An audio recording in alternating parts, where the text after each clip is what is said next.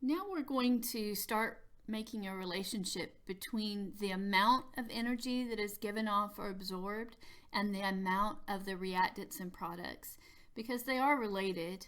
The more you burn, the more heat is given off, and so forth. And so we make this part of our chemical equation. This whole thing is a thermochemical equation. And the amount, so this is just always put off on the right like this heat of reaction. This is the heat of reaction, of course. And the number here goes with the amounts that are shown here, these coefficients.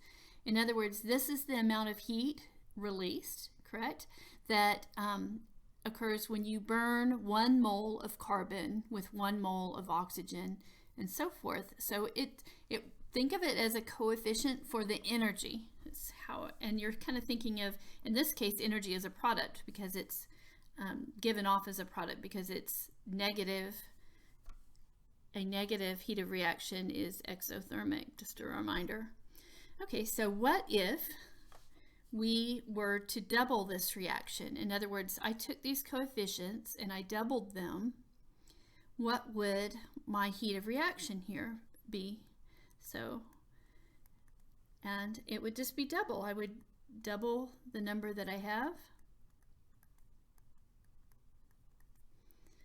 And so I would just get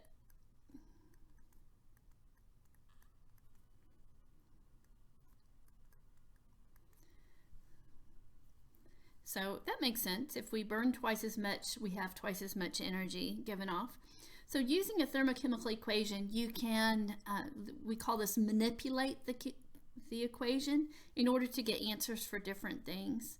And by the way, when you do math with these, always just use the add rule to figure out your sig figs.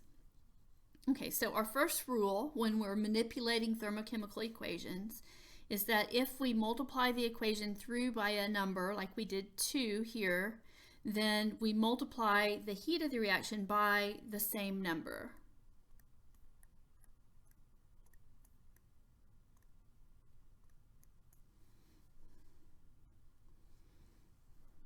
Okay, this is the same reaction, our original reaction up here.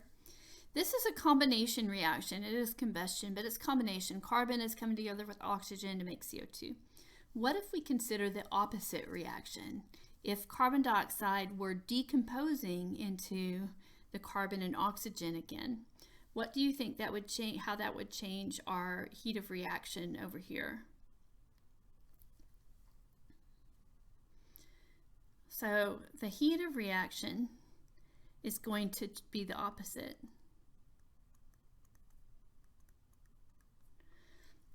So if a thermochemical reaction is reversed, this is what we call reversed, products become reactants, then the heat of the reaction sign is changed.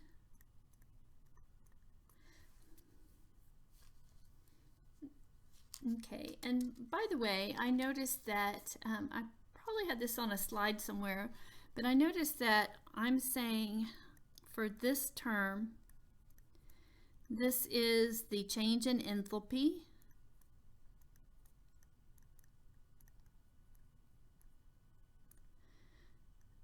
for a reaction, but the common term for that is heat of reaction.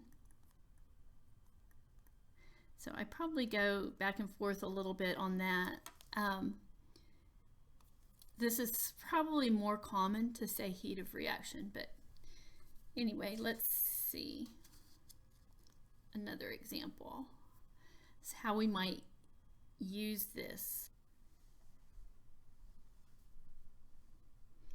Okay, in this one, it says the amount of heat released is 572.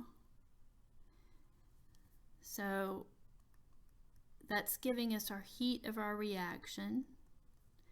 And if it's released, is that number positive or negative? If the substances are releasing it, it means the change in the enthalpy for the substances is going to be a loss. It's going to be negative.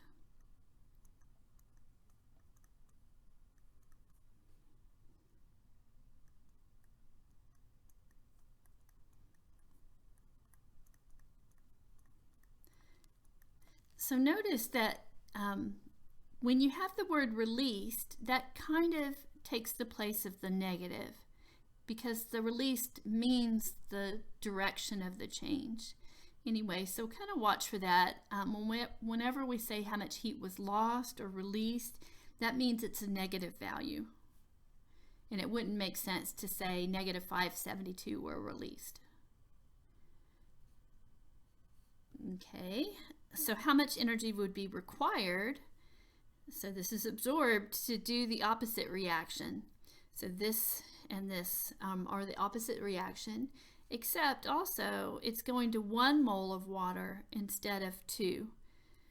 So to do that, I'm going to change the sign and divide by 2 as it says here to get this down to 1 mole and reverse it as well. So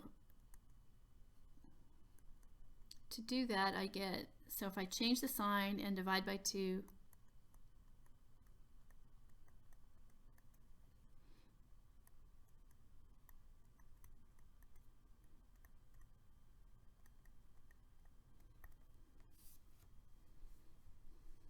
like so. Let's try another problem, and this time we're going to write the whole thermochemical equation. Okay, it requires, that means it'll be a positive heat of reaction, delta H.